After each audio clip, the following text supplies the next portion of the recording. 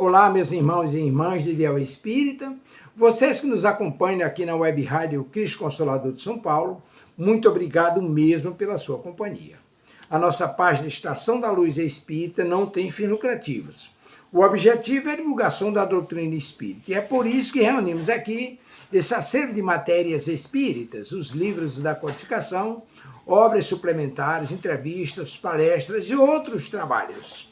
Tudo isso exibidos nos programas das Web Rádio Estação da Luz de Natal e Cristo Consolador de São Paulo, para atender suas necessidades de estudo, pesquisa e lazer.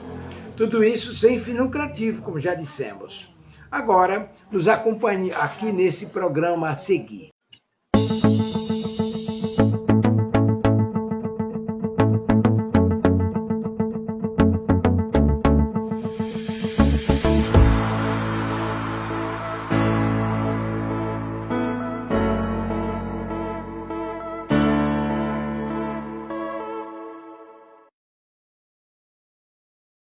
Boa tarde. Sejam todos muito bem-vindos a mais um programa da Web Rádio Cristo Consolador. E hoje é dia dos nossos romances que iluminam. Estamos em A Procura de um Culpado, um romance policial espírita. Está muito interessante, muito interessante. E para a gente começar bem, aproveitar o tempo, vamos fazer a nossa prece. Graças a Deus.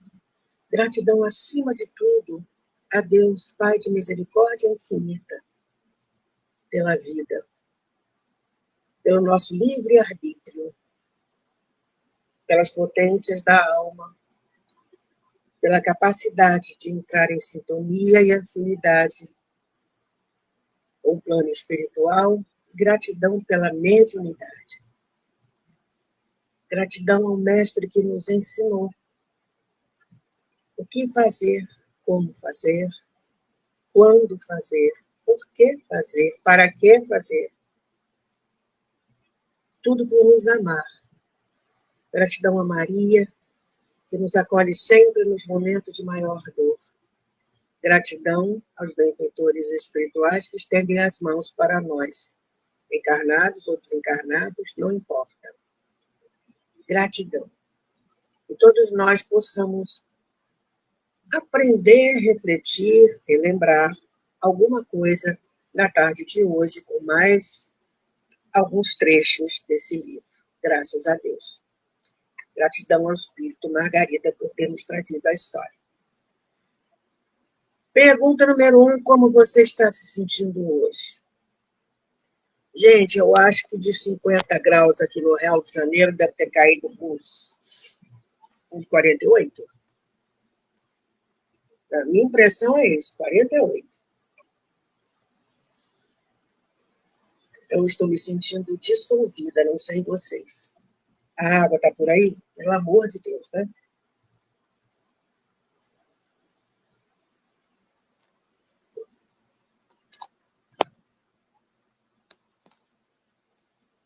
Som está ok, vamos lá. Nós paramos num trecho do capítulo em que o investigador Alexandre recebeu uma ligação daquele agente da Interpol, o Jair, ou John, né? Mas vamos deixar como Jair, fica mais fácil, que queria passar para ele novas informações sobre o caso. E aí, hoje dá, não, hoje não dá, amanhã não, amanhã eu também, amanhã eu não posso. Então, eles marcaram o encontro no Centro Espírita. Então, bora. E não é que o investigador foi, gente, espia. Peço perdão pela garganta, ela hoje está me dando um pouquinho de trabalho.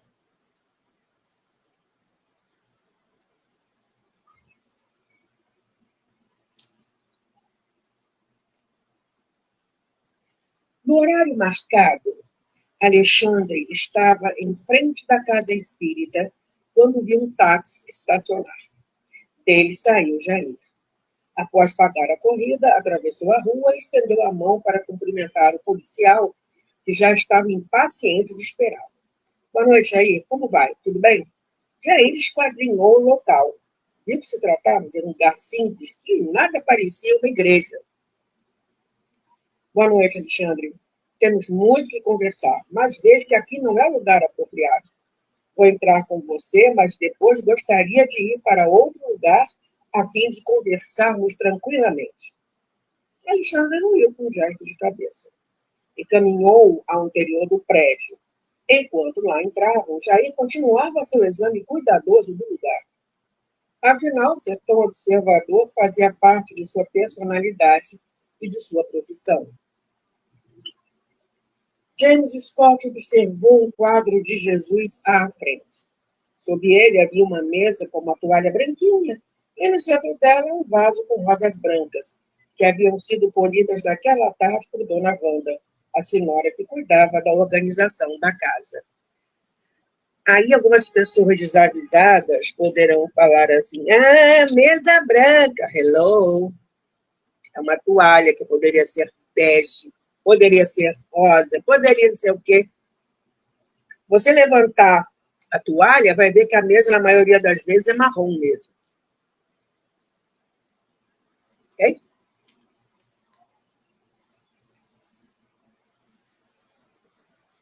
E as flores? Mero detalhe estético. Ou vocês nunca viram nos vídeos os palestrantes aquela fileira de flores na frente? Principalmente em congresso. Detalhe estético. Vamos lá. Enquanto estava no táxi, Jair cogitou não participar da reunião, pensando se tratar de algum lugar obscuro, algo comum de se ouvir de pessoas que frequentavam terreiros. E a Umbanda séria tem compromisso com espíritos escravizados.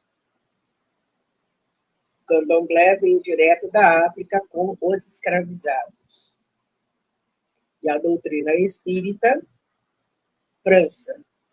Aliás, a Umbanda chegou no Brasil por volta de 1916, lá em Niterói. Tudo a ver, né? Francês com niteroiês. Tá bom? Vamos lá. Mas, para sua surpresa, o lugar era claro e no ambiente havia uma música suave. Ao lado do quadro de Jesus havia uma placa onde estava escrito: o silêncio é uma prece.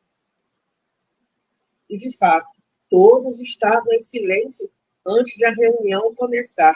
Ai, que maravilha! James Scott sentiu-se bem ali. No horário marcado, um senhor cujo nome era Simão deu início à reunião. E todos que aqui se encontram sejam bem-vindos e consigam obter o que vieram buscar. E aí a gente para pensar, o que a gente foi buscar na casa espírita, hein?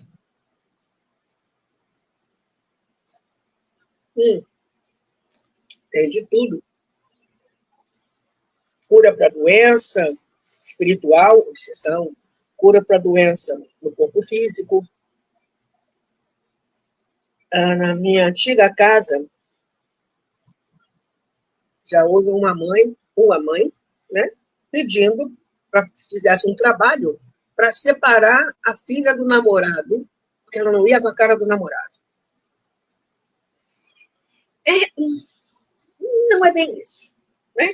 Ou melhor, não tem nada a ver com isso. Em seguida, Simão fez uma sentida prece em favor de todos os que estavam presentes. Jair sentiu grande bem-estar. Após a prece, o orador começou sua palavra baseado no capítulo 25 de O Evangelho segundo o Espiritismo, buscai e achareis. Após ler o que estava escrito no Evangelho, pedi se vos dará, buscai e achareis, batei a porta e ela se vos abrirá, porquanto quem pede recebe, e quem procura acha, e se abrirá àquele que bater a porta. O orador prosseguiu. Ajuda-te que o céu te ajudará. Isto não quer dizer que basta pedirmos sem nada fazer.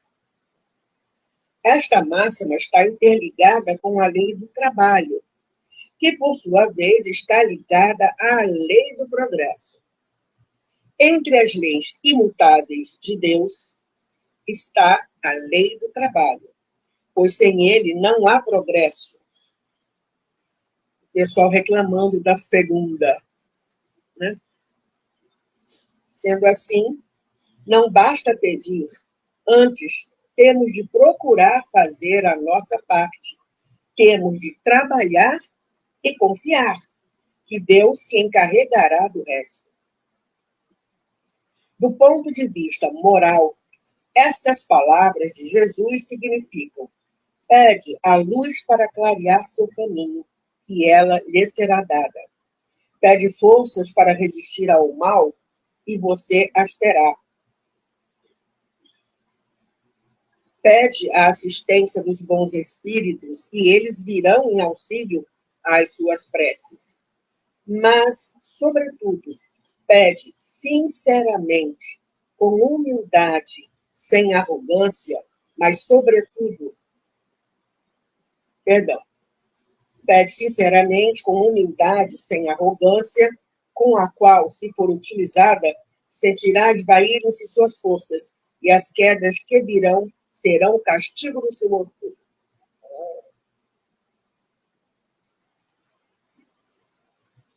Simão passou os olhos pelos semblantes dos presentes, interessados no que ouviam.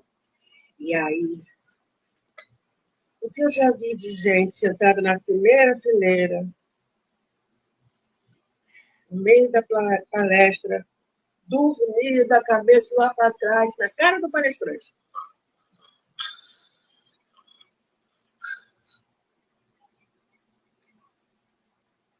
Os amigos, não tão amigos assim, não é? Colocaram a criatura para dormir para não escutar nada.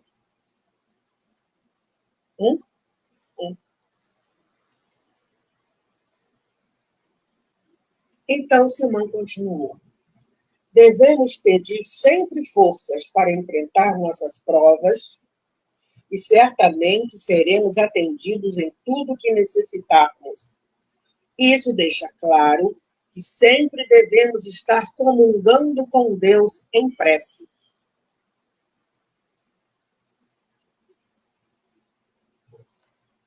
Os espíritos falam sempre assim, orar. Vamos orar. E a gente repete. Orar vem do latim orare, que significa falar, conversar. Então, durante o ato que nós chamamos de prece, vamos fazer uma prece, vamos orar, nós estaremos conversando com Deus. Ou com os bons espíritos, ou com Bezerra de Menezes, etc, etc, etc. Continuando aqui. Por certo, seremos atendidos, desde que nossos pedidos visem nosso bem e o de outrem. Confiando, seremos atendidos. Jair prestava atenção em cada palavra, esquecendo-se do cansaço do dia, e principalmente da ansiedade que sentia antes da reunião em contar ao policial suas descobertas. Ao término da palestra, o jardineiro foi encaminhado ao passe, depois do qual sentiu-se muito bem. Já fora da casa espírita, Alexandre o inquiriu. Bem, Jair, agora podemos conversar. O que acha de ir até minha casa? Lá teremos bastante tranquilidade para a nossa conversa. Jair se sentia tão bem que, na realidade, havia esquecido o motivo que o levara até ali. O fato não passou despercebido a Alexandre, que se surpreendeu com o interesse do investigador americano. Na casa de Alexandre, sentindo-se à vontade, James Scott comentou. Gostei muito de ter ido à casa espírita. Confesso que, a princípio, fiquei um tanto decepcionado, pois achei o lugar muito simples. Quando você me falou da reunião, Imaginei que frequentasse um lugar suntuoso, como as igrejas que conheço. Mas não. Lá havia apenas uma mesa com várias cadeiras, uma toalha branca com uma luz verde e outra azul, e ficava na lateral da mesa um imenso quadro de Jesus e um quadro no qual se podia ler o silêncio é uma prece. Não entendi por que as pessoas estavam tão silenciosas antes de começar a palestra.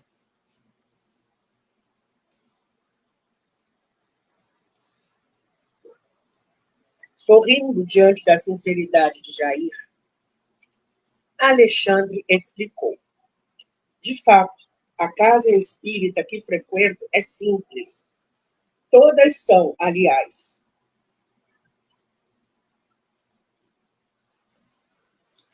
Lembre-se de que não se deve julgar um livro pela capa. Antes, devemos procurar conhecer seu conteúdo. O que quero dizer é que não importa onde estejamos reunidos. O importante é estarmos reunidos com a mesma mentalidade e o mesmo propósito. Não foi Jesus que nos falou que, onde estivessem 2 ou 3 falando em seu nome, ele ali também estaria? Para que sejamos socorridos pelos espíritos elevados, basta estarmos sintonizados com a mesma mentalidade. Se assim for, pode estar certo de que o auxílio virá. Nunca se esqueça que Jesus não era uma pessoa ostensiva como os fariseus. Antes, era alguém muito simples. Mas foi o maior exemplo que o planeta já teve. Mesmo com toda a simplicidade da casa espírita, como você saiu de lá? Jair pensou por alguns momentos. Estou me sentindo muito bem. Você não imagina quanta paz senti naquele lugar. Vou ser honesto com você. Nunca saí desse jeito da igreja que frequentava. Por que você acha que sentiu tanta paz ao ir à casa espírita? Porque lá você sentiu a paz que vinha do alto. No momento do passe, você recebeu uma energização benéfica que o fez se sentir calmo. Às vezes, alguns chegam mesmo ao sono. Não importa o lugar onde as pessoas se reúnam, e sim a disposição mental e, principalmente, o que se ensina em tais lugares.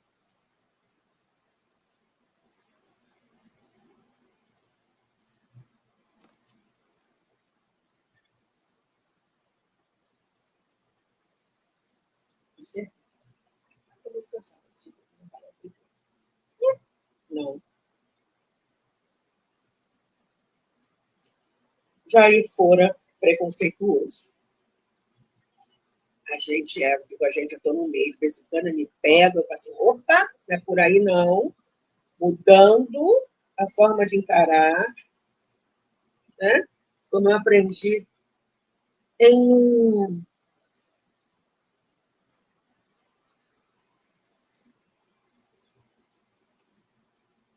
postagem nas redes sociais. Entendo. Se eu não entender, eu aceito. Se eu não conseguir aceitar, eu respeito. Ponto. Serve para tudo na vida.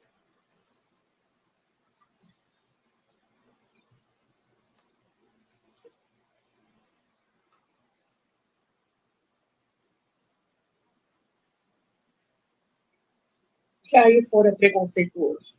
Sentia-se um tanto envergonhado por ter feito um julgamento precipitado. Alexandre, lembrei-me agora de um livro da época do colégio. Ele trazia a seguinte frase: Deus está nas coisas simples que os seus olhos podem enxergar. Hoje não tem a verdade dessas palavras. Nunca se esqueça, Jair, que Jesus era um homem simples, filho de um carpinteiro. E, no entanto, não houve nenhum outro homem que se comparasse a ele. O jardineiro passou a narrar o motivo da visita. Ok, vamos ver o que ele descobriu.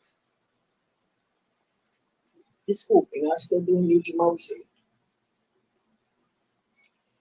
O jardineiro passou a narrar o motivo da visita. Estava muito ansioso para falar com você. Posso lhe garantir que algo muito estranho está acontecendo naquela casa. O senhor Rubens chega na mansão altas horas da noite. Como não moro lá, mas tenho as chaves do portão, volto para a mansão por volta de 10 da noite e me escondo no jardim para ver se descubro alguma coisa nova. Alexandre, tem gente me vendo. Olá, bem-vindo, feliz ano novo.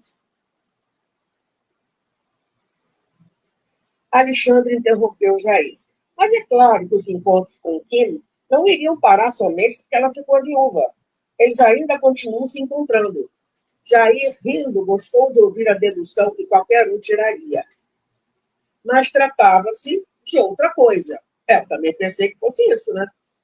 É outra coisa? Vamos ver. Sentindo ainda mais prazer com o que compartilharia com o investigador, continuou. Claro que o caso deles continuaria a todo vapor, não fosse por um fato inusitado ocorrido na noite passada. Alexandre já pertigou-se. Oi? O que houve tão estranho, Jair? Bem, ontem à noite eu estava escondido entre as hortênsias, como em todas as outras, quando eu vi o senhor Rubens deixar o carro do lado de fora. Eu o vi entrar, uma vez que ele também tem as chaves do portão. Em pouco mais de 10 minutos, começou uma tremenda discussão, que com certeza acordou a casa toda. Mas você sabe como são os criados. Jamais levantariam para ajudar a patroa, porque ela cuidava de um assunto pessoal. Ela gritou para o senhor Rubens: desgraçado, nunca deveria ter me envolvido com você. Mas como você ouviu essa discussão se o jardim fica a uma distância considerável da casa? Não fui eu que ouvi. Apenas vi o senhor Rubens entrar. Quem me contou sobre a discussão foi Leila, que, aliás, sem sequer se dar conta, me relata tudo o que ocorre dentro da casa. Vi quando o senhor Rubens saiu também, levando algo nas mãos. Sem nem mesmo trancar o portão, partiu furioso. Você conseguiu ver o que ele levava nas mãos? Não. Só sei que não era algo grande. Aquela coisa estava envolta em panos, o que dificultou minha identificação. Alexandre refletiu um pouco. O que poderia ser? Perguntou a Jair. Ao que tudo indica, parecia uma arma. Outra? Uai, o dono da casa não foi morrido, não foi de arrasta para cima, com uma das armas que estavam na festa? Pareceu mais uma? Olha. O negócio é interessante.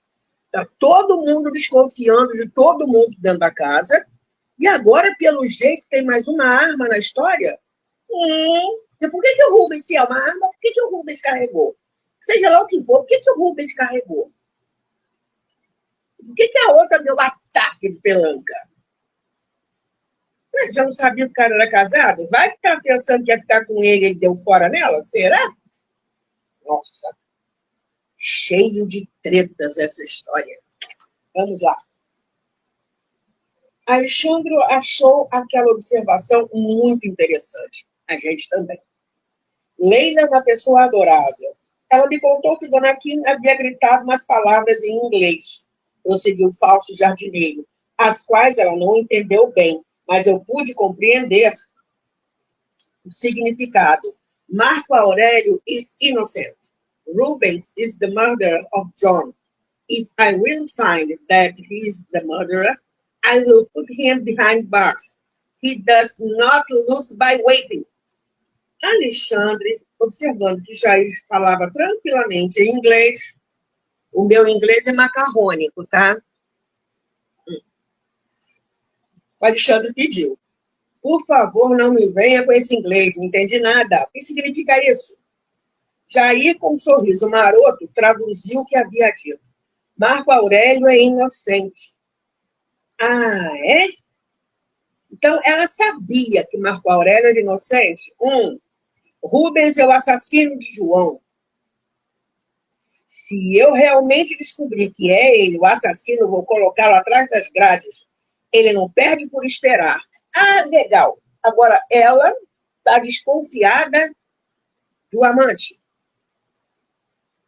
O amante também não tinha desconfiado dela, não. Gente, está todo mundo desconfiando de todo mundo. Essa história é cheia de reviravoltas. Vamos lá.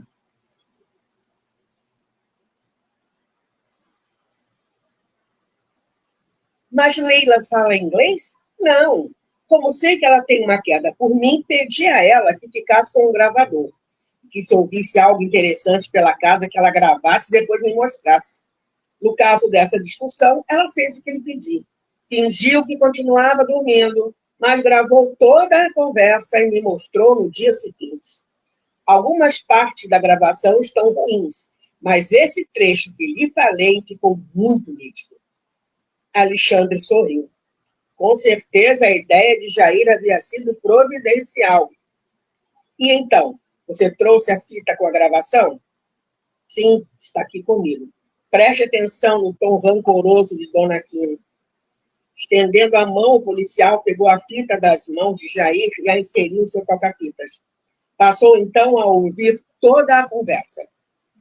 Alexandre concluiu que Rubens havia assassinado o empresário sem o consentimento da amante. O investigador pediu a Jair que o deixasse ficar com a fita, que ele queria fazer uma cópia. Prometeu entregar logo em seguida. Resolvido isso, Jair olhou o relógio e constatou o avançado das horas. Gostaria de ir novamente àquela reunião. Olha,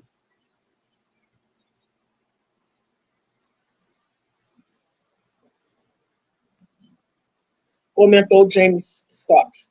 Se porventura eu for, você não vai levantar objeções, não é?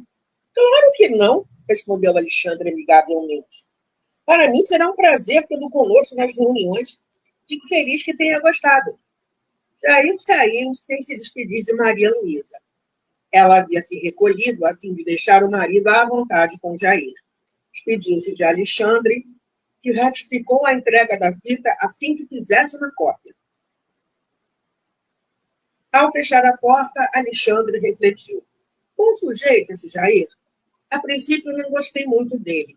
Achava que ele tinha algo a ver com a morte do pai de Marco Aurélio. Mas agora que o conheço melhor, percebo que ele não é nada daquilo que aparentava a princípio. A gente também é assim, né? Quantas vezes a gente olha para uma pessoa assim e já tasca um rótulo nela. Nossa, que pessoa mais besta. Sem esquecer que se eu estou reconhecendo isso nela, porque eu também tenho. Eu conheço. É porque eu tenho. Mas aí quando a gente, né? Às vezes a pessoa, né, ela não fala com ninguém. Vai que a pessoa é super tímida. E aí, com o tempo, você vai conhecendo a pessoa e vendo que, sabe, não é nada daquilo que você pensou.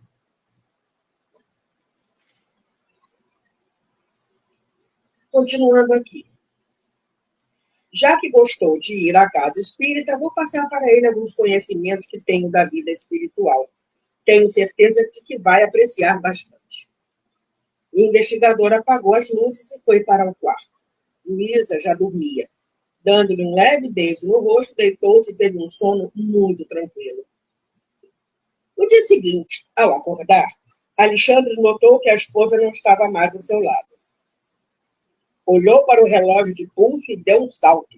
Tinha muitas coisas para fazer na delegacia. Depois de se arrumar,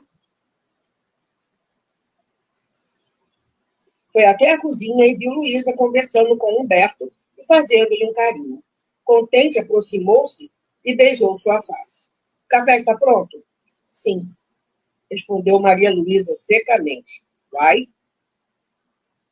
Nós, mulheres, temos umas frases clássicas. Aconteceu alguma coisa? Nada, não. O leite derramou, com certeza. Vou fazer isso assim, assim. Faça o que você quiser. Aí, meu amigo, encomenda logo o caixão, que você está prestes a ser abatido. Se você está pensando em ir ali, ela só diz assim, vai. Você que sabe. Vai não. Não vá. Não vá. Fique em casa.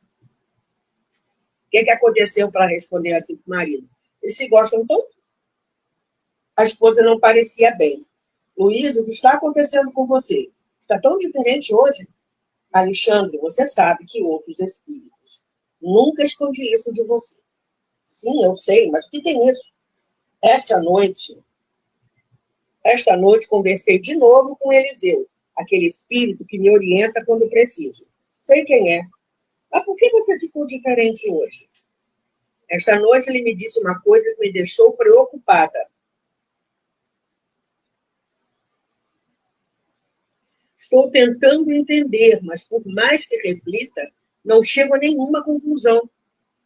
Alexandre sentou-se na cadeira e procurou uma posição confortável. Com impaciência falou. O que ele disse, Luísa? Está me deixando nervoso. Maria Luísa olhou para a parede como quem olha para o nada. Então continuou. Ele me disse que você está contra o vento, e o que julga ser, não é. Pediu que eu lhe dissesse que é para mudar a direção dos passos. Só assim você chegará ao verdadeiro assassino de João Albuquerque de Lima. Bom, agora, o que ele está fazendo que está indo na direção errada?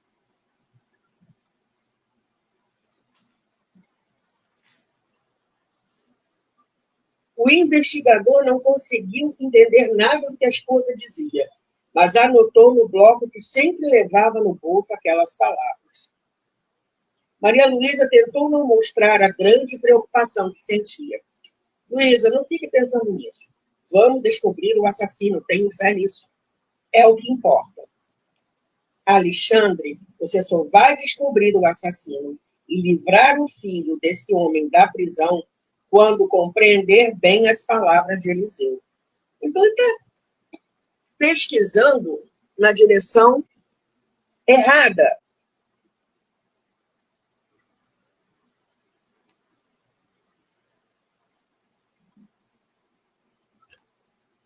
Vamos continuar. Beijando a testa da esposa, o investigador tornou. Querida, não me espere hoje. Talvez eu não venha almoçar. Fiquei sabendo que Oswaldo vai resolver um assunto de ordem pessoal, portanto, terei de tomar conta da delegacia o dia todo. Maria Luísa, sentindo que o marido não prestara atenção na importância daquilo que ela falara, resolveu esquecer do assunto. Está bem. Obrigada por ter me avisado, querido. Não gosto de ficar esperando.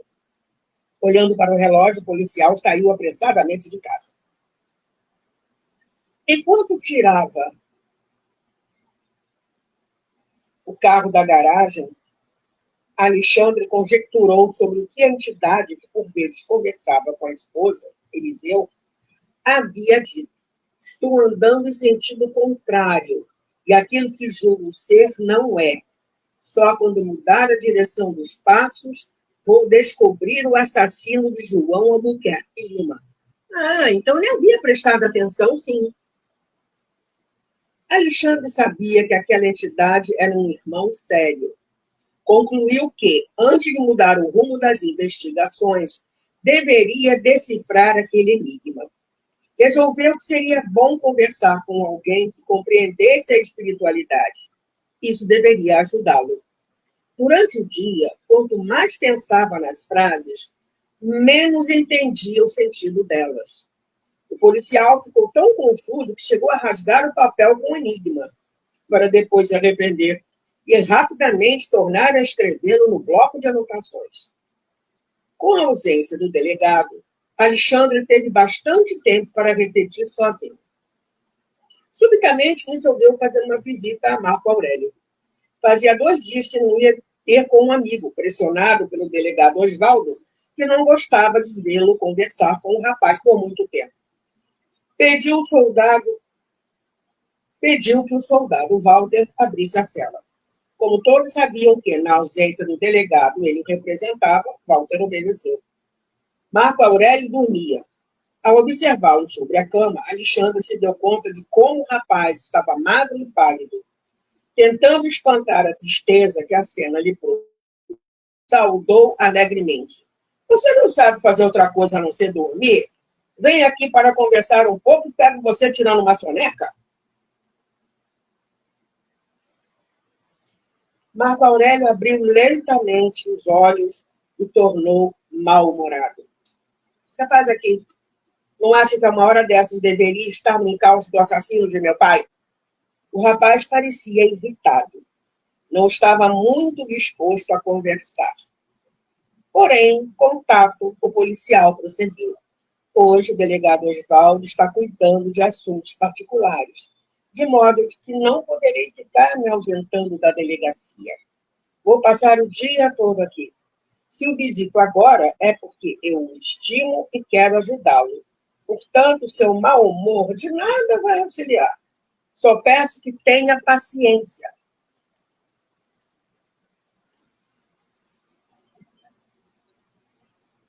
Marco Aurélio não gostou do que ouviu.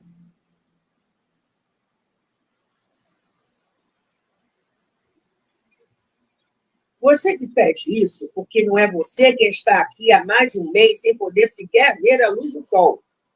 Para ser honesto com você, já estou até torcendo para ir logo ao presídio. Pelo menos lá não ficarei detido numa cela minúscula como esta o tempo todo. Sabe de nada, inocente. Eu não tenho a menor noção de como são os presídios brasileiros.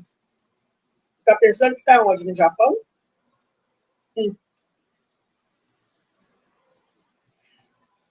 Vai ficar ele mais 30 dentro de uma sala que só cabem 2.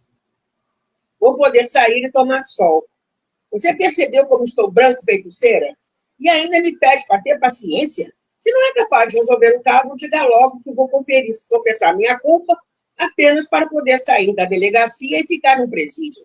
Quem sabe lá não serei tratado com mais dignidade. Não vai, não. Sabe o que eu lembrei?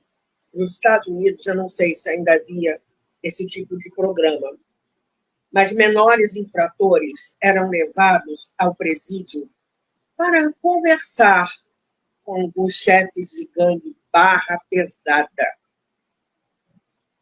Eles entravam todos metidos a besta. Quando davam de cara com as figuras e que elas conversavam com eles,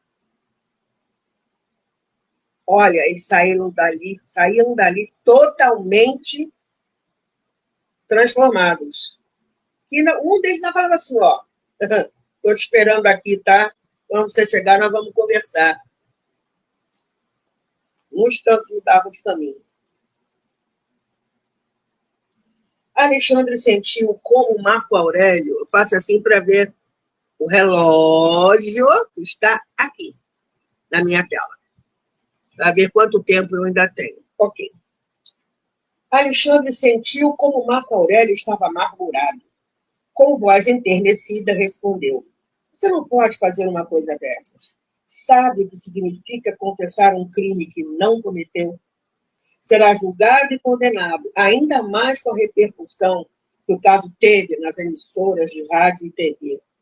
Agora não é hora de desespero, pelo contrário, é hora de confiar. A gente também é assim. A gente fica meio destrambelhado, às vezes, com as coisas que acontecem e se esquece de confiar em Deus, de confiar nos meus amigos espirituais, no nosso anjo guardião. Seja um pouco mais resignado. Somente assim entenderá o que a vida está querendo lhe mostrar. Está vendo o que é romances que iluminam? O que a vida está querendo me mostrar? Por favor, não me faça rir. A vida está querendo me manter preso aqui por um crime que não cometi. Está satisfeito com a minha explicação lógica sobre sua teoria? Marco Aurélio, entenda uma coisa. Estou fazendo o que posso no seu caso. Não tem ninguém nessa delegacia que deseja pôr a mão no verdadeiro assassino do seu pai mais do que eu. Você tem de entender minha posição. Seu pai convida várias pessoas influentes para uma festa e 11 delas levam armas com o mesmo calibre para a festa. Que, aliás, foi a esposinha, né? Será que foi ela que mandou matar, fazer a queima de arquivo? Né? Quem entregou o bilhete só para as 11 pessoas, os 11 homens que levaram as armas? Lembra? O dono da empresa entregadora e o rapaz que entregou, os dois foram mortos. Queima de arquivo. Mas ela confessou na festa que tinha sido ela que havia mandado convidar. Melhor, que tinha feito o convite. Vamos aqui. Seu pai convida várias pessoas influentes para uma festa e 11 delas levam armas com o mesmo calibre para a festa. Uma das armas some e depois aparece em seu quarto. O que posso fazer se, infelizmente, todas as evidências estão contra você? Para completar, venho até aqui para saber de mais detalhes sobre a festa, porque num caso como esse, um detalhe mínimo pode fazer toda a diferença. E o que encontro? Um rapaz mal-humorado me criba de acusações infundadas. Acha que eu não estou fazendo nada, ou melhor, me toma por um incompetente. Como quer que eu me sinta?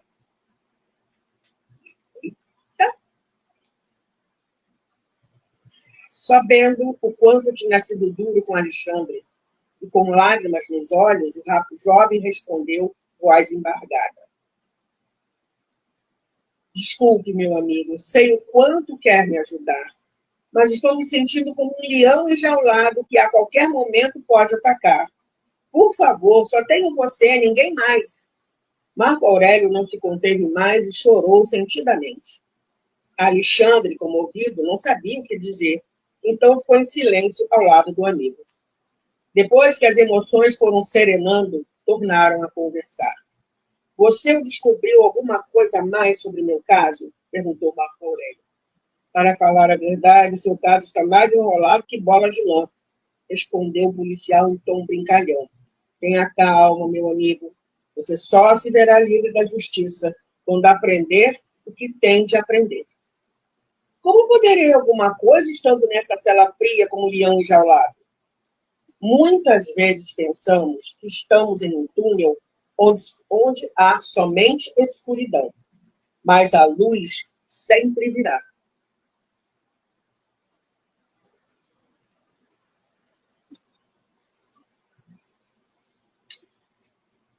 Porque, em vez de se desesperar, não confia em Deus.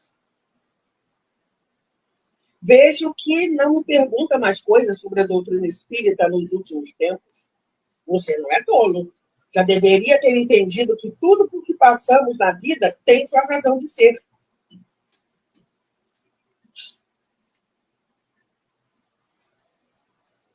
Perdoe-me, meu amigo. Às vezes sinto uma angústia tão grande ao saber que o verdadeiro assassino está solto, observando de longe que arranjou um bode expiatório para seu crime. Não me peça desculpas, entendo sua situação. Estou aqui para ajudá-lo. Claro que para mim será uma grande vitória pessoal descobrir o assassino de seu pai, mas por ora tenho a lhe dizer que somos todos culpados.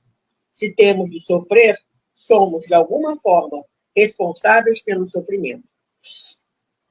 Acabo de ver que você não é meu amigo, como diz, respondeu Marco Aurélio, outra vez irritado. Acabou de dizer que sou culpado por toda essa situação. Chega, vou confessar e pronto. Assim não fico mais nessa agonia. Alexandre, sem se deixar levar pelas palavras do rapaz, explicou com serenidade. Não estou dizendo que foi o culpado da morte de seu pai.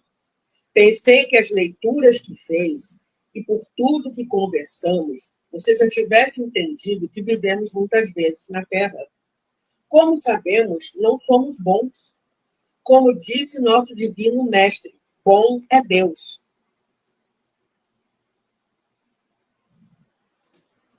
A frase de Jesus, eu adoro. Fulano é uma pessoa tão boa, eu lembro logo de Jesus. E quando disseram para Jesus que ele era bom, qual foi a resposta? Por que me chamais bom? Bom, só Deus o é. Não há, portanto, nenhum ser humano totalmente bom na face da Terra. Se fôssemos bons, não estaríamos aqui. Seja sincero comigo, Alexandre. Você realmente acredita em minha inocência ou está apenas se fazendo de amigo? Ora, se continuo trabalhando no caso, se venho lhe fazer companhia, se lhe trago livros, é porque acredito em sua inocência, sim. E tem mais. Não sou do tipo que se faz de bonzinho com presos que eu sei, muitas vezes estão mentindo. Com você é diferente. Sinto que é inocente. Não bastasse isso, também há as mensagens que recebi de irmãos da espiritualidade, que me disseram que você sairá daqui quando tiver aprendido o que precisa. Portanto, meu amigo, confio em você e sei que é um bom rapaz. Marco Aurélio viu sinceridade nos olhos de Alexandre. Deixando-se levar por um abraço, respondeu: Obrigado, meu amigo, sei que confia em mim. Pode ter certeza de que tudo que lhe digo ou digo ao doutor Oswaldo é a mais pura verdade. Lembrando-se do que um amigo dissera antes, continuou. Você me disse que recebeu mensagens do além? Como se deu isso?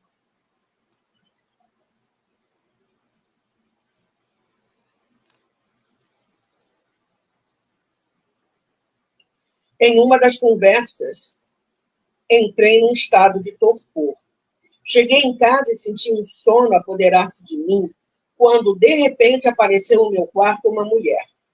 Ela me disse que você ficaria detido o tempo necessário para o seu aprendizado. Por isso, Haroldo Dutra Dias disse uma vez que a dor tem prazo de validade. Quando é que a irmã dor vai embora? Quando a gente tiver aprendido o que for necessário. Né? Tem mais alguém me vendo? Olá, que bom. Feliz ano novo.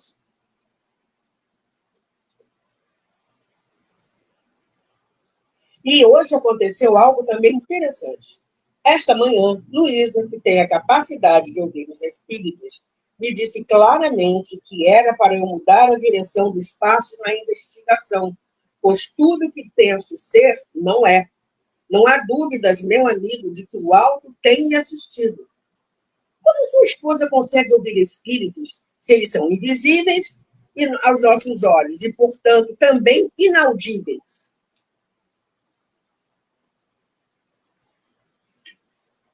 Alexandre ficou contente porque a animosidade com que o jovem o recebera tinha desaparecido. Os espíritos são invisíveis à maioria das pessoas, explicou, mas há quem tenha a capacidade para vê-los e ouvi-los. Quem vê espíritos são os médiuns videntes, que conseguem ver seres que se encontram no mundo espiritual. E médiuns audientes são os que ouvem os que os espíritos dizem. Minha esposa é um desses médiuns. Quando Eliseu, o espírito que a visita, tem algo a lhe falar, ele fala claramente com ela. Mas como é ouvir os espíritos? Quis saber Marco Aurélio. Alguns médiuns podem ouvir perfeitamente o que o espírito tem a lhe dizer, como se alguém estivesse ali conversando com ele. Outros têm a capacidade de ouvir o que a entidade diz em seu íntimo, como uma voz interior. Nossa, gostaria de ouvi-los também. Não são todos os que têm essa capacidade, Marco Aurélio. Há também os espíritos adiantados, que só conversam quando tem algo importante a dizer. Não ficam trocando conversinhas o tempo todo com o encarnado, brincou Alexandre, querendo descontrair a conversa. Mas como sua esposa descobriu que tinha esse dom? Alexandre sorriu. Bem-humorado, prosseguiu. Luísa me disse que quando era criança ouvia vozes. Em outros momentos ouvia risadas ou até mesmo ameaças. Sua mãe a levava à igreja para se confessar, achando que ela mentia. Ela vivia cumprindo as penitências que o padre mandava, porque ninguém acreditava nela. Ela se tornou, então, uma católica praticante. Com o tempo, isso melhorou, mas quando tinha 26 anos, as vozes voltaram. Dessa vez foi ainda pior. Ela acordava no meio da noite somente para conversarem com ela ou até mesmo para que a xingassem. Uau! eu ver que horas tem. Não vai dar para fechar o capítulo todo hoje, não. Está muito interessante. Satisfeito com o interesse que via nos olhos do jovem, Marco Aurélio, o policial, continuou. A princípio, Luísa ficou com tanto medo que dormia com o crucifixo embaixo do travesseiro, além de ler a Bíblia e rezar. Mas de nada. As vozes continuavam. Quando a conheci, ela passava por essa crise. Na ocasião, tinha emagrecido muito e julgou estar ficando louca. Quando nos casamos, para ser honesto, eu não acreditava muito nela. Até que certo dia, ela me acordou à noite, me disse que havia um homem no quarto. Ele havia dito que eu tinha comprado um presente para ela. Ela me perguntou sobre o presente e confesso que fiquei atônito, pois, de fato, o havia comprado. Tinha deixado o presente na casa de Daniel, um amigo. Iria comemorar no dia seguinte 1 ano de casamento. Então, tinha comprado um anel com um diamante para minha esposa. Fofoca, espírito fofoqueiro esse, hein? Como estragar a surpresa. Então, você acreditou que ela falava mesmo com os espíritos? Meio perturbado, perguntei se o espírito tinha dito o que eu havia comprado. Ah, estraga surpresas. Ela respondeu, segundo me disseram, é um solitário que você deixou na casa de um amigo. Precisava estragar a surpresa? A partir daí, não tive mais dúvida de que ela realmente falava com eles. Naquela época, eu tinha decidido levá-la a um psiquiatra, mas depois que ela me contou isso, mudei de ideia. As vozes continuaram. Um amigo aqui da delegacia, que foi transferido para Niterói, me disse que a sensibilidade de Luísa estava aflorada e que eu precisava levá-la no centro espírita. No começo, eu não queria, pois tinha ouvido muitas histórias sobre os centros espíritas, mas, como a situação era desconfortável, acabei sendo obrigado a levá-la. E foi assim que ela conseguiu entender que ser médium audiente nada tem extraordinário, é apenas uma ferramenta a mais de trabalho. Passamos a frequentar a Casa do Caminho, fizemos muitos cursos juntos, inclusive o estudo do Livro dos Médiuns, que ajudou bastante Luísa a trabalhar com sua sensibilidade e eu a entender o que se passava com ela. Mas você não ficou assustado em se casar com alguém que ouvia vozes? Antes vocês não sabiam nada sobre o espiritismo, não é? Sempre amei minha esposa, mas antes de conhecer os fenômenos espíritas, quando ela me dizia que estava ouvindo vozes, sentia uma espécie de pena por achar que ela não estava em seu juízo perfeito. Depois que comecei a estudar a doutrina, entretanto, meu casamento melhorou. Antes eu a tratava com todo o cuidado do mundo, como se fosse alguém doente, algo que a irritava muito. Depois que vi que se tratava de um fenômeno extremamente natural, passei a tratá-la normalmente. O nosso relacionamento melhorou. Vou tentar fechar o capítulo hoje, tá? Eu tenho mais alguns minutinhos, vamos ver. Marco Aurélio foi encantado ao saber que havia pessoas que tinham a capacidade de ouvir os espíritos. Prometeu a si mesmo que, assim que saísse da prisão, iria ter com Maria Luísa para saber ainda mais sobre o assunto. Alexandre estava mais aliviado agora. Sabia que a revolta de Marco Aurélio havia passado e que ele não cometeria a imprudência de confessar um crime que não tinha cometido. Foi interrompido de seus pensamentos pelo soldado Walter, que vinha lhe dar o recado de que o aguardavam ao telefone. Alexandre pediu licença e se retirou. Sentando-se e repetidamente sentindo uma calma que nem mesmo ele sabia explicar, olha a ação do plano espiritual, pegou o telefone. Alô, Alexandre, sou eu, Jair. Será que poderíamos nos falar hoje? Alexandre impertigou-se na cadeira. Claro, aconteceu alguma coisa? Sim, mas não posso dizer agora porque estou no telefone público. Peço que nos encontremos à noite. Pode ser? Pode sim. Se quiser, passo aí para pegá-lo no trabalho. Aqui não. Não quero que ninguém nos veja juntos. Podemos levantar suspeitas e isso atrapalharia o rumo da investigação. Está certo. Então vá até a minha casa. Vou esperá-lo às 8h30. O que me diz? Ótimo. Estarei lá. Alexandre estava curioso. e a gente também, o que será que Jair tinha descoberto de tão urgente que o fizera deixar o trabalho só para ligar de um telefone público? O policial seguiu com a rotina de trabalho, sentindo o coração bastante tranquilo. Decidiu trabalhar bastante para que o tempo passasse depressa. Depois que o investigador saiu da cela, Marco Aurélio continuou pensando em tudo que havia conversado com Alexandre. Entusiasmou-se em saber que, talvez, estivera todo esse tempo em contato com a mãe. Afinal, já sonhara com ela várias vezes. Depois daquele dia, não mais se queixou da sua sorte, tornando-se o mesmo rapaz de antes, cordato, embora calado. Conquistou até mesmo a simpatia de Osvaldo, que antes tanto duvidara da sua inocência. Agora também o delegado tinha sérias dúvidas sobre se o rapaz era culpado ou se apenas for usado como bode expiatório de uma sórdida história. E nós paramos por aqui hoje, fechamos o capítulo 6. O capítulo 7 promete, hein? Título: A Favor do Vento. Agora a coisa vai andar. Vai ter muita coisa para a gente ver ainda nesse livro. Quem está por aqui, eu convido a fazer a prece de encerramento.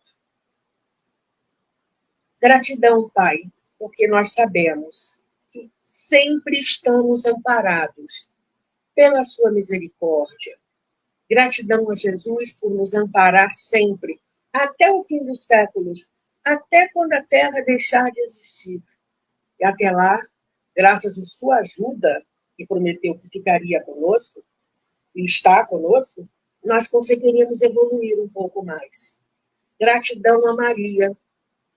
Nos abençoe, Mãe, com a sua paz, com o seu olhar, ilumine os caminhos onde nós passamos e nos pegue pelas mãos e nos leve para seu Filho.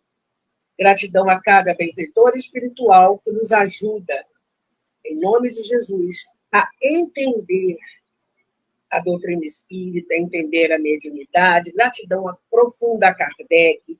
Gratidão a cada companheiro espiritual que faz parte da Falange do Espírito Verdade. Nós temos tanta coisa que nos ajuda.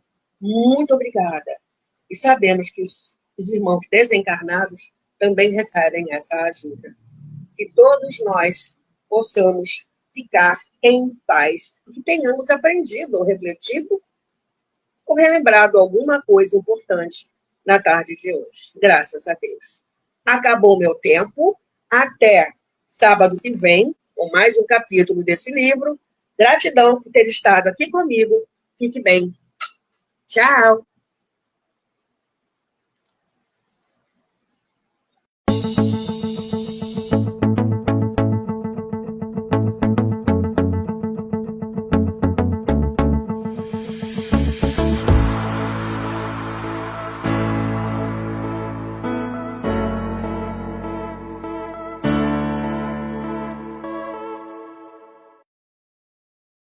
Dois, três. Chegamos ao final do nosso programa. Muito obrigado por ter nos acompanhado nesse trabalho e aguardo você na próxima atração.